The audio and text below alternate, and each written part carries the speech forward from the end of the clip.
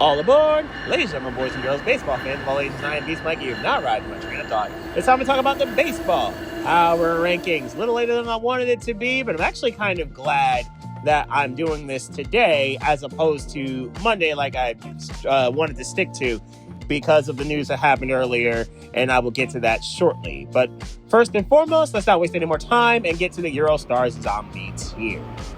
New York Mets. Last year continues. That's what this kind of feels like to me. It feels like last year has not really ended. It's just metamorphosized into a different form, or metastasized to a different form, if you will. The Mets are still pretty bad. They do not score runs. They are not pitching all that great, unless Nolan DeGrom, aka Nolan McLean, is on the bump, or Freddie Peralta. And maybe some David Peterson. But aside from that, they are not doing many things all that well. At least Mr. Met was able to defend the honor of Mrs. Met and keep his lady from Dinger. We'll get to that later with the Rockies. Philadelphia. Thanks, Rob Thompson. And this is not a dig at him. This is a salute to him. I wish him well. Unfortunately, he was relieved of his duties earlier today. And in his stead will be Don Mattingly, whom, if we've learned anything from his time as a manager, he's actually very good at his job. He was the manager of the year for the Miami Marlins a few years ago, and is generally a good manager as well as a great baseball mind. I think he's going to do pretty good work with the Phillies. The question is simple. Did it happen too late? Because the Phillies' 10-game losing streak, which kind of got swept under the rug until the Mets finally won a game. And the question is, do the Phillies have enough time to recover? I think they do, but things have to work similar to, ironically, how Rob Thompson started as manager, where the Phillies were in trouble, and then Thompson came along, and the Phillies went on a 4-month surge where they were one of the best teams in baseball. And then obviously what happened in September and October, where the Phillies only made it to the World Series and were 2 games short of winning the title. Can Mattingly do that with this crew, now that they're 4 years older than the Thompson crew that Rob took over for Joe Girardi? I guess we'll see, but I do think it's doable. For that to happen, the pitching's going to have to be better, the hitting's going to have to be better, and the fielding, which was surprisingly bad, is going to have to improve ASAP. It's a total team effort. Let's see if this team still has another run in them. LA Angels, bats and rats. The good news is the Angels can hit. They can absolutely bring in some runs. They are very good at this. Mike Trout is still doing his thing, and the Angels as a whole have a pretty good offense. It's actually one of the 10 best in baseball. The bad news is they also give up a whole lot of runs, and they tend to get beaten up with the pitching staff, one of the 10 worst in baseball in terms of giving up runs. Not great. Although, there is one exception to this. Jose Soriano is having a tremendous start to his season. He's 5-0, and his ERA is under a quarter of a run. That is impressive stuff. He is doing outstanding work, and really is the only pitcher as such doing it. So he's having his monster breakout season, and Trout's having a return to form, which is always great to see because we don't like Mike Trout getting his career wasted. Adele is also hitting very well, and he probably made the plays of the first month of the season with the 3 home run robberies he had in right field on that one night against Seattle. So it's been a good year in that sense. The problem is the Angels, aside from Soriano, can't seem to pitch, and aside from that, they have the issues with their rat infestation. It actually shut down part of their stadium. They had to get the Orkin people to handle that. It's a mess. It shut down all the food in section, I think 434 it was. It's a miserable thing to have to deal with up in Anaheim. Not great. Artie Moreno, get on your stuff, please. Get your stadium together. Get everything together, man. Houston, where's the pitching? What happened here? I thought the Astros were going to be back in the playoffs. I still think they could, considering how competitive the AL West is, but I'm absolutely stunned to see that the Astros cannot pitch. And Hunter Brown is still, I think, going to be very good overall, but it's just weird to see that your team leader in ERA is Mike Burrows. Okay, fine, but his ERA is 6.25. What is happening here? How did the Astros suddenly get awful at pitching? This is a weird timeline where Houston who I thought Hunter Brown could be a Cy Young candidate, is getting nothing from no one productive. Not great. And it's completely wasting and nullifying an awesome year, an awesome start thus far to Yordan Alvarez, who's been absolutely amazing at the plate with the batting average, among league leaders in bombs, among league leaders in RBIs. If you're not having an MVP caliber year, and it might get wasted because this pitching has just been awful. What is this? What is happening here? And without Yordan, how bad would the Astros really be? Kansas City, one bomb Witt. That's kind of not what you want to see out of the Royals. Bobby Witt, as a good player on a bad day and an elite player on a great day, only has 1 home run through about 30 days in this baseball season. That's a little, well, not even a little, a lot of concerning. And that's part of the reason why Kansas City's record is where it is. You don't expect the Royals to score too much from the rip, but the fact that Witt's not the one doing a lot of the damage, that is a bit of a surprise. He's still hitting 294. Don't get it confused. He's still got a good on-base percentage. Okay, fine. And the hits are there. Okay, great. But the fact that he's only got 1 bomb, that's a little stunning.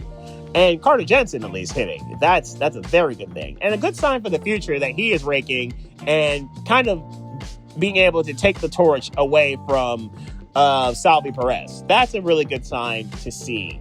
So maybe Kansas City can get it right, but thus far, the fact that Witt's not doing his job as you would expect him to, he's still a great player, but the fact that he's still not hitting the bombs, a little disappointing. Boston, sacrifice for Celtics. If I were doing the NHL power rankings, I could have also said this for the Bruins, because let's face it, the Bruins are going to get nuked out of the playoffs by the Sabres. Well, we've established that. But when it comes to the Red Sox, yeah, their season started bad and got worse and has not really recovered. Sans Ranger Suarez. Ranger Suarez has been as advertised. He's been a tremendous find and addition to this pitching staff. I don't know what's happened to Garrett Crochet at times. So he's gotten rocked in some starts. I don't know what happened there, but Ranger Suarez has been as advertised and worth the money. Good on you. Anyway, Duran hasn't been as we would expect of him, and Boston has had some miserable games. Getting humiliated by the Yankees is not a great look, and this horrible start has led to the firing of Alex Cora and the purging of that entire staff, which is absolutely absurd. Now, to be fair to them, Boston has actually not lost since the firings, which is really stunning, but it's the truth. I guess the question is simple. Like with the Phillies and the Mets and the Astros, these big market teams who spend a whole lot of money, can they recover? Can they get back on track? And can they get back on track as soon as humanly possible? I think it'll be a little harder for the Eastern teams because of how well the division leaders have done. There's a reason why they're going to be entitled here. But for the case of the Red Sox specifically, Contreras has been fine, and he's doing his thing. Obviously, leading the Red Sox in most things, except for batting average. That's Wilmer Abreu. Okay, cool. But can Duran get back to what we expect of him? And Roman Anthony, can he kind of do anything close to what he was at with the World Baseball Classic? These are things that we're going to need to see from Boston. And Toronto, the injury list. These other teams have really not had too many injuries in this tier, with exception to the Mets, who didn't have Soto for a couple of weeks and aren't going to have Francisco Lindor for a while. Toronto has had a bunch of these injuries. Trey Savage is just making his way back. Alejandro Kirk is out. George Springer's been out for a while. They've had a bunch of injuries aside from this. Even their team bus had some injury issues in the sense of some difficulties down in Phoenix. It's been a rough month for the defending AL champions. And maybe it's a sacrifice thing for the Raptors. I'm not quite there yet, considering they're 2-2 with the Cavaliers. But Toronto's had a brutal start. Not named Vlad Guerrero. He's been excellent. But aside from him, it's just been a really rough go for the Blue Jays. And I do wonder, can Toronto get back on track? I guess that is the question. They're getting good production from Kevin Gausman and Dylan Cease, but I do wonder, is it too late? Is it too late for the Blue Jays to be able to make a run in a pretty efficient American League? Now to the UK Pacer Monkey's Paw tier. Chicago White Sox. Murakami is good. Yeah, he's as advertised with the bat. He is legitimately leading a seemingly interesting renaissance of the White Sox offense. They are starting to genuinely hit and generally score runs, and they can get unconsciously hot from time to time, which is saying something considering what that offense used to be, which was anemic. They're kind of a mid-tier type of deal, but again, it's progress. And that's what we just needed to see from this team. The fact that they're not in zombie tier is progress enough, I guess you could say. Meredith doing a pretty solid job at the plate as well, but Murakami is as advertised thus far with providing bombs. The average leaves a lot to be desired, you could say, but it's at least kind of sort of average. But still, you're getting good production from Murakami, who a lot of people wanted to see ball out. You're getting a good production from Davis Martin in terms of his ERA and his production. He's leading the team in all three of the major stats here. It's progress from a White Sox team that, again, we don't expect much from, but the fact that they are at least inching better by the week, by the day, by the pitch, that is progress and something we needed to see. Washington, Wood, Abrams, Penn. Something that's great. James Wood, excellent. Outstanding stuff from him. Something that's very good. CJ Abrams doing his thing as a secondary hitter, as a very good table setter at the top of their lineup. Then there's their bullpen. Oh, there's a reason why the Nats are really bad at this whole giving up runs thing, and their bullpen is part of the reason why. This pen is downright awful, and it has been the worst in baseball for a while now. And when it comes to actually allowing runs, there's a reason why the Nats are the worst in the National League at doing such a thing. Only 3 runs coming into tonight, worse than the Astros, or 3 runs better, if you will, than Houston is. That's how rough their situation is when it comes to their bullpen. I would like to think that Wood and Abrams are both all-stars, and they're both going to make it as such. No one else probably should from this team, but again, you're getting borderline elite stuff from James Wood, and eventually, if things ever get right with the rest of that team, he could become an MVP candidate in the future. Just not now, because they're just not going to do well enough. Colorado, shoot your shot. I got to give Dinger credit. He's persistent. He's kind of sort of relentless in going after Mrs. Met. And this has been a several-year-long saga of him kind of trying to slide in Mrs. Met DMs like a base runner. It's kind of wild. So this started one night where they were kind of, I think, playing the Mets, and Dinger decided to say, "Miss Met, call me." And she responded, "My husband's biceps are bigger than yours. I'm not doing this. No dice." It was not happening. It's some random sign similar to that. You're going to probably see the sign here. And then this kept going. This happened earlier this week with another attempt by Dinger with the same sign. And he was coming to New York to try to go handle this. There was the hilarious parody photo of Dinger and Miss Met at a bar similar to Diana Rossini and Mike Vrabel. It was kind of wild. It was hilarious. So we got this push-up battle between the two guys, mascots, and Mr. Met obviously got the job done, as you probably saw. It was not great for Dinger. So Dinger tried to slide in the DMs of a pizza slice, which I like pizza on a Friday or Saturday or Sunday or days and why. I dig that. I respect your hustle. Anyway, though he did not get the girl, he did get the sweep, or the Rockies did, and they went to Citi Field and swept the Mets, which was great. Another sign of progress. The fact that the Rockies aren't 30th. That is progress. The fact that Colorado is not the worst team undisputedly in baseball. The fact that Mickey Moniak is actually hitting fairly well, and Hunter Goodman doing his thing. Like, the fact that Colorado looks like they have a fighting chance on some days. They're not a playoff team, no, but they're at least not completely trash. Again, progress. Good job, Colorado. Keep going. And someday, Dinger, you'll find your misses. Maybe not in New York, but you'll find your misses. Minnesota, lots of runs. That is a gift and a curse for this Twins team. The good news is their offense is actually pretty good. It's not just Byron Buxton. They're actually hitting fairly well as a team, and they are scoring a lot of runs as a team. Good on you. That's good. Buxton's still leading the way, but they're not a bad team when it comes to scoring, even though their average isn't great. When Brooks Lee is your leader at 242, not great. Then there's the bad news. It's the pitching. They give up a bunch of runs. This is a top 10 offense, bottom 10 defense level thing. There's several of these teams in this particular category. Minnesota is still obviously feeling the loss of Lopez with the TJS, which that's obviously devastating for them. But it's still not a bad thing to see Minnesota have a pulse on offense. I just don't know how long the pitching's going to hold up and how long they will hold up in general. We'll see if Joe Ryan is a Minnesota Twin by the trade deadline. Miami, solid without Stowers. Stowers has had some injury issues. Kyle Stowers, I'm referring to, obviously. But he's gotten out of the gates real sluggish. The batting average is below 200. He's only got 1 home run. It's not great. But the offense is still actually doing its part. And that's respectable. I wasn't expecting that. The thing that you're really expecting out of the Marlins is their ability to pitch because of Lopez and Alcantara, who are doing their parts and helping the Marlins have a pretty solid rotation overall. They're in the middle of the pack because after those guys, you kind of don't know what you're getting in terms of the rotation. It's why they're literally basically even in terms of runs allowed and runs scored. They're -1 in this realm. But the Marlins' 2 frontline aces are doing frontline ace things, and you kind of expect that from those guys.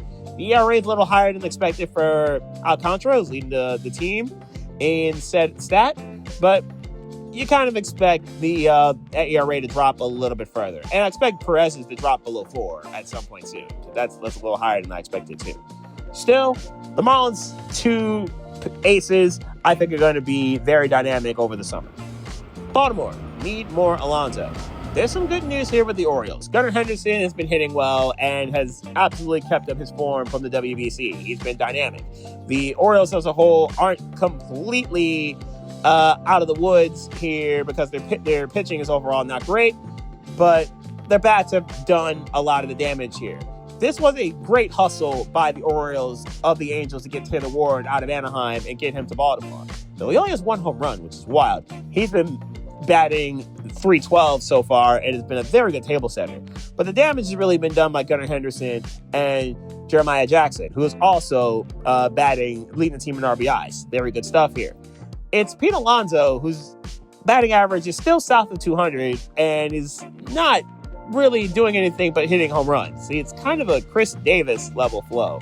I don't think we're there yet in terms of production consistently, but the fact that his batting average is only 196 is not desirable, and especially in a ballpark where he actually hits well.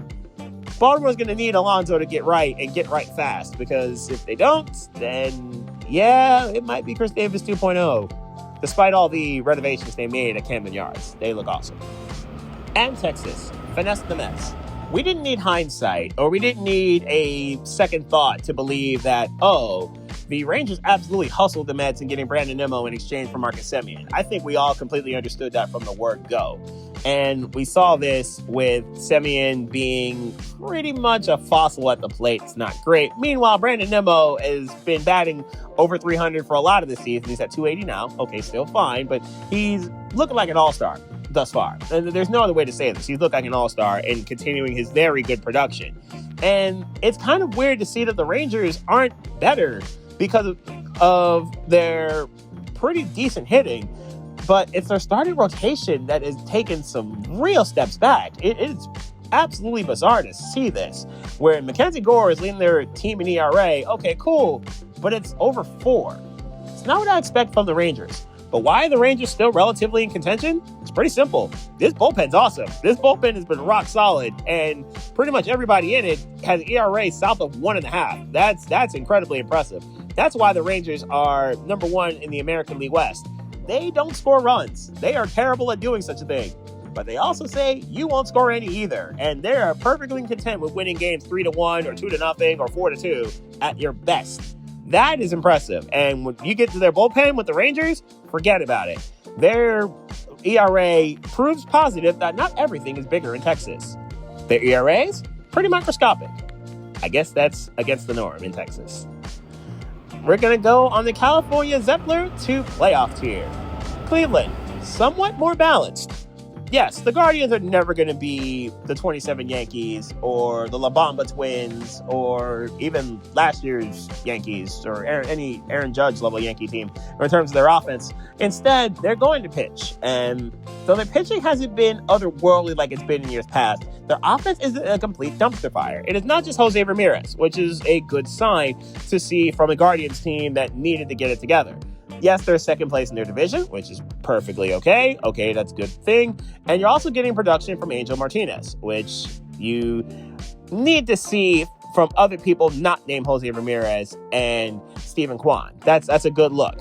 That he's providing some pop and he's providing some extra added insurance for them. You're also getting some good production from Brian Rocchio, who is been very solid. Batting .269 average. Good stuff here from a young Guardians crew, if you will. Good to see that Jose Ramirez is finally getting some help in this lineup because it is much needed and very vital for the Guardians to do anything productive. I think their pitching will eventually get closer to the normal we expected. Well, except for maybe Parker and Mosaic, who has been absolutely outstanding thus far. The ERA being 1.73 is gross, and the WHIP being south of 1, also gross. You love to see it from the Guardians if you are a Guardians fan. Cleveland, I think, will get right and get fine. And at which point, that's going to be trouble for everyone else in the AL Central. Seattle, Raleigh and Rayleigh. Yeah, believe it or not, that is the case. And the latter is the second best home run hitter thus far for Seattle. You expect Kyle Raleigh to do his thing, even though that batting average is gross and not in a good way. But the fact that we're getting production from Raleigh like this is actually really impressive. Luke Raley, his batting average solid, 259, but he's also got the 5 home runs, which is second on this team. I need more from Julio Rodriguez in this regard. I think we'll eventually get there, but I'm a little surprised with this. Same with Randy Arozarena. These are two guys you expect to hit bombs, and they're not hitting the bombs you'd expect. A little stunning by this. I'm also expecting a little bit more out of this pitching. I mean, Hancock's been fine, Kirby's been fine, but I do, and Gilbert's obviously providing the strikeouts, but I would expect a little bit more out of this pitching. And if Seattle can do that, Seattle can get back to the heights of which they had last year. I just still can't help but think, was last year their shot? That's something we'll need to see. And maybe they can get past this whole Detroit Lions arc I thought they were on. San Francisco still don't score. I like how they tailor their lineup and how they do business out in Oracle Park. I like how they did it in a sense of Luis Reyes is an excellent contact hitter and he can get triples and get busy that way. Rafi Devers still should provide some power. Okay, great, awesome. Yet they still don't score runs. Sure, they are similar to Cleveland in some regards, in the sense of they prevent you from scoring runs. This is why they are where they are in the standings right now. But they're one of 2 teams that have not scored 100 runs this year. The other being the Mets. The Giants are at 97, the Mets at 92 going into this evening. That's how futile their offense has been. However, the Giants have only allowed 114. They are kind of good at this whole run prevention situation. It's a very good look to see there, and you expect the latter version from San Francisco. You expect it. And when it comes to how good their pitching has been, it's not, believe it or not, Logan Webb, who started out in his first game, got absolutely nuked by the Yankees, and his ERA is still really high because of said nuking. It's been Rupp who has been doing the damage. Landon Rupp, for that matter, has been doing the work in terms of carrying this rotation to an extent. You're getting good production from Robbie Ray too, and I would expect Logan Webb's ERA to drop somewhat. But the fact that it's still in the high 4s is still a little disappointing and concerning. Will the Giants ever have a 30 home run hitter ever again in their lineup? I guess we'll see. And thus far, Casey Smith's only got 4 is leading the team in said stat. Maybe they'll have a 30 home run hitter at some point in life soon. St. Louis, Baby Devil Magic. The Cardinals are somehow not trash, which is something I think none of us thought they would be. They're actually not a terrible team at all. They're actually scoring at a respectable clip. Their pitching is still leaves some things to be desired, but they have a young nucleus of bats that's like, oh, they could get busy at some point. Jordan Walker is having a tremendous season thus far. He's looking like a young all-star to start things. Weatherholt has looked pretty solid. Both these guys are 23, so they're going to be pests for a long time. Jordan Walker doing his thing. He's also raking. So the Cardinals got a young nucleus that could get busy and for years now. Ivan Herrera is the adult in the room. He's 25, so he's got gray hair and all that good stuff. Anyway, the Cardinals look like they've got a young nucleus of bats that's going to terrorize people, and that's scary, I think, for everyone. And they probably got more on the way, which is not great, hence the whole Baby Devil Magic thing. Now, their pitching could be better, certainly could be, except for Mike McGreary, who's also 25 and is also cooking right now with the ERA, though the wins could be better, but obviously ERA is way more important. The Cardinals could have something, is the point. Are they a playoff team now? Probably not. Are they a playoff team in 2 years? I would say yes, considering how the kids are doing. But the baby double magic has to continue to develop before they can be Lucifers over the National League Central and just terrorize everyone else in that division. Sacramento, on their way. They're not just on their way to Vegas, but they seemingly are on their way in terms of their production. They are leading the American League West, which, to be honest, isn't saying but too much, considering they're the only team in that division over 500s, but they're at least making progress, which is good. And it's kind of weird that they're doing this considering their offense is not as productive as we expected them to be. I thought they would just have a whole bunch of mashers and just bludgeon people to death with their bats, or trunks with the elephant thing, if you will. Anyway, it's not really Brent Roker either, which I really expected him to be the ringleader of all this. It's Shane Langoliers, who continues to be excellent and is developing as one of the most devastating offensive catchers in baseball. He's leading the team in the average and the home runs and has been tremendous thus far this season. He's among the team leaders in RBIs, of course. He's only tied for second, which is not bad. You expect it from Jack Wilson, who's cooking and has been worth the price that he was paid in terms of his contract. He's been cooking. And Soderstrom is hitting relatively well. Nick Kurtz is also doing a decent part and obviously providing the bombs. I just expect a little bit more from Brent Roker, and maybe we'll get that, and maybe it's because of his health issues, because he's had some thus far. Maybe we're going to get Roker back to the all-star high-tier offensive left fielders as we expect to see from him and from them. This Sacramento team's on their way. I really believe that. It's just a matter of how fast can they get there, A, and B, can the pitching be good enough? It doesn't have to be excellent. It doesn't have to be Cleveland. It just has to be good enough. Jeffrey Springs, however, has been pretty good. And I think that's a good sign to see. Detroit, driving at home. Now, there are teams who have good home field advantages. You would expect them to do relatively well with their home records. However, no team is better than the Detroit Tigers at such a thing. They are 10-2, hence the driving. At home, that's the best in baseball. And part of it obviously being Tarek Skubal still being in, Skubal mode. We can't even say God mode at this point. He's just in Skubal mode. The fact that his ERA is 2.72 by his standards is higher than expected. But he's still awesome. So we move. We keep it moving on this. Framber Valdez has been a very good right-hand man in this regard. So his ERA is a little higher than expected as well. It still works. It's fine. We keep it going.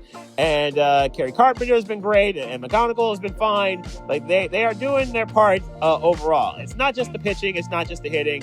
They're just generally doing a very solid job as a team. It's a very well-oiled machine, if you will, up in Detroit. Riley Green also having a very good season, so we also got to give Riley Green some flowers.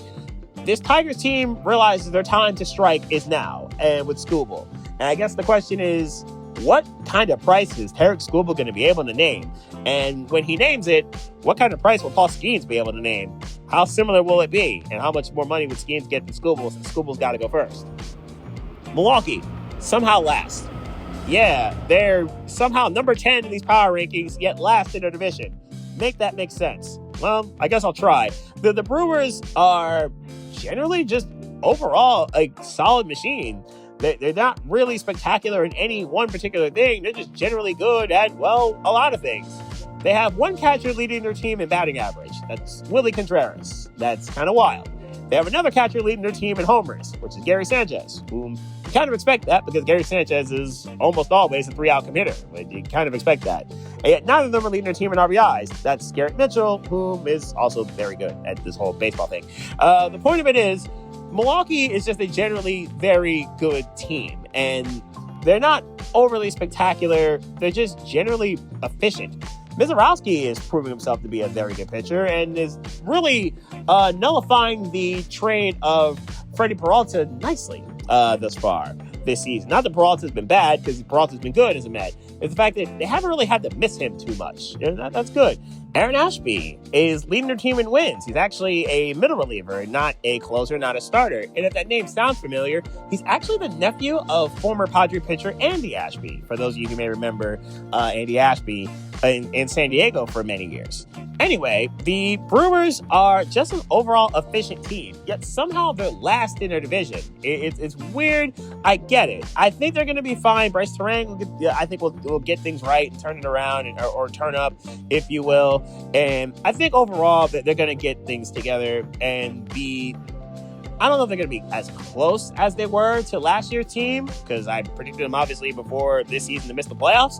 But I do think Milwaukee's going to still be a very productive, solid team and a general pest to deal with in the National League in general. And Pittsburgh, a functional offense, which is, I think, all Paul Skeens and company really needed. Though Paul Skeens had an awful opening day, that seems to clearly be an aberration, and probably the reason why his ERA will be non-microscopic and kind of sort of normal for the time being. By July, it'll probably be down like the 1.3s or something. He, for somehow, isn't leading their team in ERA, which is kind of gross, but I think a lot of that based off of the first day that he had, if you will. It was an awful first day. We didn't get out of the first inning. This is why his ERA is somehow a very high for his standards, 2.48. It's kind of wild. Though, I think Paul Skeens got that terrible start of his system, and he may have another one of those in like 5 years. By then, he's probably a Philly, Yankee, Dodger, or Cub, and making about $500 million in his next contract. In any event, the Pirates, the fact that they spent money on an offense, and the fact that they actually are trying to win now, if you will, is good. Connor Griffin doing his thing has come up and has been very productive as advertised. Nick Gonzalez, I should say, is not hitting the home runs, but it's definitely hitting for the average. Well, only Cruz is doing the opposite, so I guess that works. Balances out pretty well. Brandon Lau was a really good addition. Ryan O'Hearn also been productive. They are hitting, and which is to say, because they could not do that last year. It's a good sign for a Pittsburgh team that needed to strike while the iron is hot and having a generational talent, and maybe a second one in Connor Griffin on that roster. Can they keep this going? And can they get this high or even higher into the VSOE title tier? Chicago Cubs, built by Northeast. There's a lot to like about this Cubs start so far. Nico Horner's been very good. Dansby Swanson's pulling his weight. Michael Busch and Ian Happ have also done their thing. Sale Suzuki's been solid. There's a lot to like about this Cubs offense. Good stuff here. This Cubs bullpen's been pretty decent as well. Okay, that's good to see. Fine. It'll work. It'll do. There's just one fly in the ointment here. Yes, the Cubs have 17 wins. Yes, the Cubs are amongst the league leaders in such category. Good. The Cubs are also pretty much on Cincinnati's heels in terms of the National League Central. Okay, awesome. There's one fly in the ointment, I say, because of those 17 wins, 9 of them are against the 2 bottom teams in my power rankings, the Phillies and the Mets, and are really the reasons why the Phillies and the Mets are in crisis mode. At least their fan bases are. It's not great to be a fan of either of those 2 teams currently. Anyway, I guess it begs the question simply this. Are the Cubs real or are the Cubs fugazi? I guess we'll figure that out as we go. And thus far, they went to LA and they lost 2 out of 3. Okay, fine, no shame in that. But they got the Padres. I haven't mentioned them yet either. Let's see what the Cubs can do as they lost to San Diego last night. Let's see if they can keep up their run of form or at least get back on track considering they've now lost 3 straight out in SoCal. Can the Cubs get it back on track and prove that they aren't just building their stats against the Phillies and the Mets? I guess we'll see. Arizona, scoring, but they too give up a lot of runs. You sense the theme. Arizona is a good run scoring team. They are 12th in this realm, 12th from the best, but they're bottom 10 in terms of giving them up. And it's a little disappointing considering they've got 3 decent starters in terms of their ERA, in terms of their production. In Rodriguez, in Gallen, and in Soroka, who has been their best of amongst the 3. And I do expect Merrill Kelly to get back on track. I do think he's going to get to his normal status as a pretty solid pitcher. I think he's going to get there. Paul Sewald has not been the high wire act as a closer that we have seen him in years past. He's actually been pretty respectable thus far. And I would think that Arizona is going to get their pitching right to the point where they're not going to get bombed at different points and keep their ERA relatively down and not be bottom 10 in terms of runs allowed. I would like to think they're going to get back on track there. Can the offense continue this pace? I would expect them to. I would expect Carroll and Marte to remain the productive hitters that they've always been. And I would think Arizona will be a very pesky, annoying team to deal with for a lot of squads in the National League.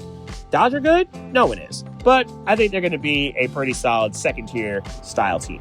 Cincinnati, Sal Stewart Surge. Who would have had this on their bingo card? Sal Stewart is having a crazy good breakout season thus far. Coming into tonight, he's been pretty much their best hitter. Yes, Ellie De La Cruz is leading the team with the bombs with 9. Okay, understood. He's also leading the team in hits, understood, with 31. And he will be as dynamic of a base stealer and dynamic of a player as you would expect. But believe it or not, he's not even leading the team in stolen bases. Again, this is Sal Stewart, who's their first baseman. It is wild, but he is awesome thus far as a 22-year-old. He is raking at a 291 clip. He's hit 9 bombs. He's got the RBIs. He's leading the Reds in these particular categories. It is actually dynamic to see this 1-2 punch do their thing. And it's part of the reason why Cincinnati is where they are right now. They have been incredibly productive and number 1 in their division. Yet somehow, with the damage that these two guys are doing, they're somehow bottom 10 in terms of scoring the runs. But he sensed the theme. Okay, they're bottom 10 in scoring them, but they're top 7 or 8 in allowing them. They do not allow too many because the pitching staff has held it together even without Hunter Green, which was my major concern of the Reds going into the season, as some of you may remember, and that he's going to be back around the All-Star break. I guess the question is simple. Can they keep this going in time for Green to return and kind of pick up the ball when it's go time for him and keep Cincinnati afloat as a contender in the National League Central, which is all of a sudden very good again? And who knows? Maybe more than 2 teams can get in the playoffs considering how bad the Phillies and Mets have been thus far. Everything's in play here for the Reds and that entire division. Tampa Bay, breaking even. Coming into this evening, they're the only team in baseball that is exactly even in terms of giving up the runs and scoring them. That is quite wild, I would say, which puts them literally kind of sort of teetering above below average when it comes to allowing the runs. And when it comes to scoring the runs, you would think they'd be above average. They are actually pretty good at this. They're actually top 10 in this. So it's really a matter of when they're getting them and when they're giving them up, I guess you could say. They're a pretty good home team, Tampa Bay, and I kind of expected that considering they're going back to the Trop, their actual home, if you will. And Yandy Diaz has been absolutely incredible. Yandy Diaz has been absolutely absurd. Junior Caminero doing his thing has been absurd. Armada has been doing his thing. Jonathan Armada. You're getting the normal production that you're expecting from the bats in question. You're getting the damage done. Can the pitching get to and remain as it's been? You would think so. Steven Matt's doing pretty solid, and Martinez's ERA is barely over 2. It's a good so far start for a Tampa Bay team that needed a resurgence bounce-back caliber year. And maybe getting back to their natural home at the Trop is kind of what they needed for now, before they move into their brand new, beautiful home and get an actual real home in terms of baseball. San Diego, 4 for 4. This is not a combo meal at McDonald's, Wendy's, or Burger King. This is not one of those. Instead, this is actually 4 for 4 in the sense of they have 4 guys leading their team in home runs coming into this evening. It is kind of weird. One of them you would expect to be Manny Machado, and that's indeed the case, because he does that. He does 10 home runs. Xander Bogaerts, Ramon Laureano, and Gavin Sheets are the other guys that are leading the team in home runs, all with 4. Kind of wild that they have 4 for 4. And this was kind of a problem for San Diego last year, right? Where you got the power from Tatis and Machado last year, but not much else. So, sure, okay, that's a thing. But San Diego, we know their bread is buttered, obviously, not just with that, but Mason Miller being as rock solid in the bullpen as possible. And I would argue that Mason Miller should be worthy of some Cy Young contention. He won't win it because Paul Skeens exists, but he should be getting some Cy Young votes with the way that he has been absolutely dominating. And the way that whenever he comes into a game, forget trying to score on him, can you even get on base against him? I guess that's the real question here. Part of the reason why the Padres are top 10 in this whole preventing runs from happening kind of thing. They're kind of good at this whole thing. And I still am a little concerned about their offense. Even with those concerns, they're also top 10 in scoring the runs. All right, that works. Maybe I just want to see more power out of them. Maybe I just expect more power out of that team because the Padres have a lot of high-ticket items, high-ticket baseball players who you expect to do damage and do work. I do need a slugging to be a little bit higher for Fernando Tatis Jr., though. I need a little bit of that. And the whole thing about Tatis not hitting home runs at all is stunning. Need more from Fernando Tatis. Atlanta, healthy and great. Yeah, this isn't the 2024 Braves. This isn't the who faltered down the stretch due to their health. and obviously lost Ronald Acuna part of the way through. This isn't the 25 Braves who basically had everybody injured. This is looking like the 2023 Braves, who are dynamic, who are very well balanced, who are healthy, and who are rolling. Chris Sale is getting back to as advertised. There's Strider's not even back yet, and Atlanta's still pretty much dominating in every other aspect.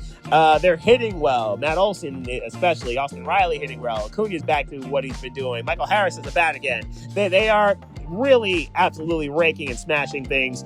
It's destructive. Even they have outscored the Dodgers this year. No other team has done such a thing. That is actually absurd that they are able to do that. And pitching-wise, they're rock solid too. Number 2 in baseball in this realm. They are absolutely destroying the coverall of baseballs, and they have widened the National League East to a very healthy lead for themselves. In theory, I'd like to think Atlanta will keep this going, and we'll probably get back to 23 levels of dominance in the division. They'll win 100 games or so. But we all know that when they're healthy, it's go time in October for the Braves. Can they get back to where they were in 2021, but with Ronald Acuna this time? I would expect them to. They, so far, look too good not to. New York Yankees, Judge and Jury. Sure, Aaron Judge is hitting home runs. He's got 11 of them, blah, blah, blah. We get that. That's understood, expected, and he's as advertised. We got it. But Ben Rice is also raking, and we should probably give Ben Rice his flowers because he is absolutely smashing the coverall of the baseballs. But I don't think these two things are the thing we need to be worried about when it comes to the Yankees here. That rotation's been devastatingly great thus far. They've got 3 guys who are absolutely blowing people away when it comes to their stuff, and none of them are Garrett Cole. And that's I think, the scary part about all of this. Max Fried and Slittler and Weathers has been cooking, and Warren's been cooking. So actually 4 guys who are all been devastating, and all these ERAs are south of 3 and change, 3.5. Weathers is the high mark at 3.21. That's how good this pitching staff, at least their starters, have been good, and Bednar has been holding it down in the pen. Very good stuff, and kind of keeping the seat warm for Garrett Cole so that when Cole gets back, it's going to be devastating. This Yankees team can obviously pitch, and they can mash. I guess the question is simple. Rice and Judge aside, can the Yankees' other bats do what they need to do to keep those guys afloat, keep those guys rolling? I guess that's the big deal here with Giancarlo having the injury issues and the slower start for Cody Bellinger. Can the other guys really get back to what we need to see if you are a Yankee fan, or just a fan of seeing Aaron Judge get back to a World Series? Because most people want to see that.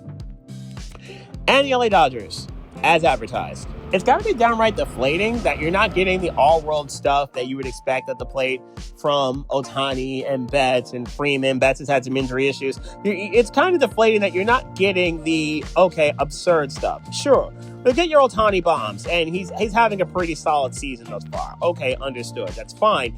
But thus far, it's been really sluggish for Kyle Tucker. Okay, cool. Thus far, it's been kind of mediocre for Will Smith, except for hitting a home run on his bobblehead night. That was pretty sweet. Aside from that, it's like, okay, fine. How are the Dodgers still doing this? Well, because they have arms behind their arms, which is very devastating for everyone else. Andy Baez has been amazing thus far, and is raking and leading the team in bombs, which is wild. Their second best home run hitter, believe it or not, is their backup catcher. Dalton Rushing has been absurd thus far this season. And the fact that you have a backup catcher, which is better than a lot of teams' starting catchers at the plate, that's got to be deflating and giving Will Smith days off. And then they can say, hey, we can just roll with this 22-year-old kid and let him cook. And it's kind of wild. He's actually 25. He looks like he's 15. The point of it is, the Dodgers have dudes along with their dudes, and all these dudes come together and basically become a super team and are just absurdly great at it. And their pitching is generally great, with one caveat here. Edwin Diaz is going to be out for a couple months, which is not awesome at all, considering what they paid to get him. It's not a great look to see Edwin Diaz be out for a while. The velocity was dropping, and they decided, you know what, chalk it up with him and just put him out and say, come back after the All-Star break, I suppose. But they haven't really necessarily needed them, because Wroblewski has been amazing thus far. His ERA is 1.5, which is gross. Tyler Glasnow providing the strikeouts, and Yoshi Yamamoto was basically a cyborg doing his thing. So the point of it is, with the Dodgers team, they've got dudes with their dudes, and then those dudes have dudes. It's going to be incredibly hard to beat this team 3 out of 5 or 4 out of 7 in October. That's when their season really begins. And there you have it. That's the first installment of the in-season baseball power rankings. This will happen on Mondays, ideally, and obviously I'll get back to it on a Monday basis. A lot of stuff was happening yesterday, but we're good now. We got all this done. Anyway, next Monday's power rankings will be the first stop of my next train of thought.